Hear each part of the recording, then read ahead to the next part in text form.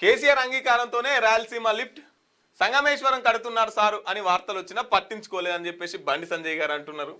కృష్ణా జిల్లాలో 299 టీఎంసీలకే ఒప్పుకొని మన నీళ్లను ఏపీకి తాకట్టు పెట్టారు.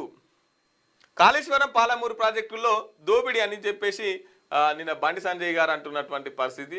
సంగమేశ్వరం కడుతున్నారు సార్ అన్నా కూడా పట్టించుకోలే అంట.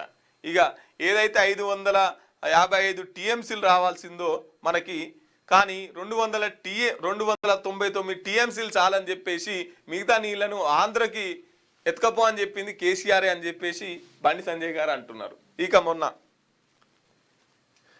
అసెంబ్లీలో ముఖ్యమంత్రి రేవంత్ రెడ్డి గారు మాట్లాడారు కదా, రాయలసీమ ఇరిగేషన్ రాయలసీమ ప్రాజెక్టు దాని గురించి.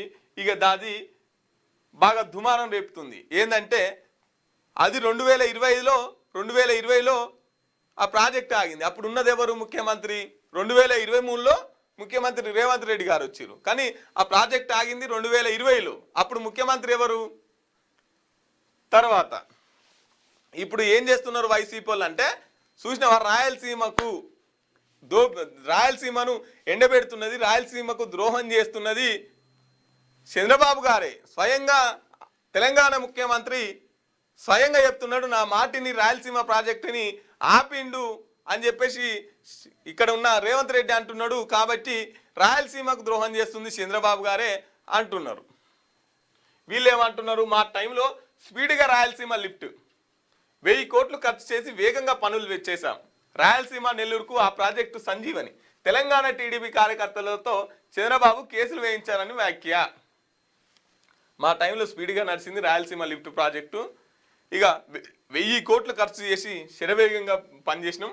రాయలసీమ నెల్లూరుకి ఈ రెండింటికి అది సంజీవని లాంటిది అని చెప్పేసి నిన్న జగన్ మాట్లాడుతున్నటువంటి పరిస్థితి. అంటే ఇప్పుడు దీంట్లో మళ్ళా కాంగ్రెస్ వాళ్ళు ఏమంటారు అంటే, సుశీరా అప్పుడు ఆంధ్ర వాళ్ళు స్వయంగా మేము తీసుకుపోయినామని చెప్పేసి జగన్ అంటున్నాడు. అప్పుడున్న రాష్ట్ర మాజీ ముఖ్యమంత్రి, అప్పుడున్న ముఖ్యమంత్రి జగన్ అంటున్నారు. అంటే బీఆర్ఎస్ పార్టీ వాళ్ళు ఆంధ్రకు తీసుకుపో అని చెప్పింది వాస్తవమే, తీసుకుపోయింది వాస్తవమే. ఎందుకంటే అక్కడ జగనే ఒప్పుకుంటున్నాడు కాబట్టి అని చెప్పేసి ఇప్పుడు కాంగ్రెస్ వాళ్ళు అంటున్నటువంటి మాట.